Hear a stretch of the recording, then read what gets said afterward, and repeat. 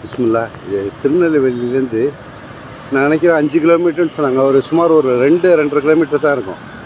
அங்கேருந்து வந்து பைக்கில் வந்தோன்னே திருநெல்வேலி 5 நிமிஷத்துக்குள்ளே வந்துவிட்டோம். அந்த இடத்துல வந்தபடி இதான் மேலப்பாளையம். மேலப்பாளையத்தில் ஃபஸ்ட்டு மதரசா அப்படிங்கிறாங்க. பிகினிங் மதரசா. இந்த மதரசா அலியா மதரசா அப்படிங்கிறாங்க. உள்ளே போய் கூட எடுக்கலாம். இது நம்ம யூடியூப் சேனலுக்காக எடுக்கிறேன். யூடியூப்பில் நான் போஸ்ட் பண்ணுவேன். ஃபஸ்ட்டு மதரசா மேலப்பாளையத்தில். ஆக்சுவலி இது டவுன் தான், எல்லாமே டவுன் தான். ஆனால் பீஸ்ஃபுல்லான டவுனாக இருக்குது. மக்கள் அவ்வளோ ரஷ் இல்லை.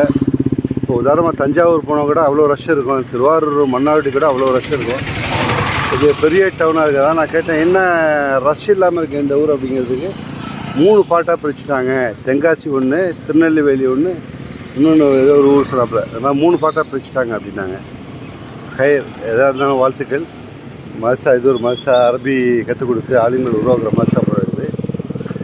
நம்மளுக்கு ஆலிம்கள்லாம் ரொம்ப பிடிக்கும். அதனால் அந்த சான்ஸுக்கு வாய்ப்பு அமைகிறதுனால அதை எடுத்துருக்குறேன். ஃபேஸ்புக்காக எடுக்கிறேன்.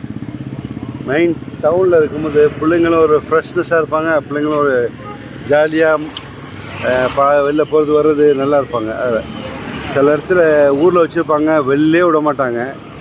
அந்த மாதிரி பண்ணக்கூடாது. பிள்ளைங்களை எல்லாத்தையும் ஃப்ரீயாக எல்லாம் கற்றுக்கிட்டு பான்னு சொல்லி வைக்கணும். இன்ஷா அல்லாஹ். ஹைர் ஜஸாக்கல்லாஹ். பார்த்ததுக்கு நன்றி. ஜஸாக்கல்லாஹ் ஹைர் இன்ஷா அல்லாஹ்.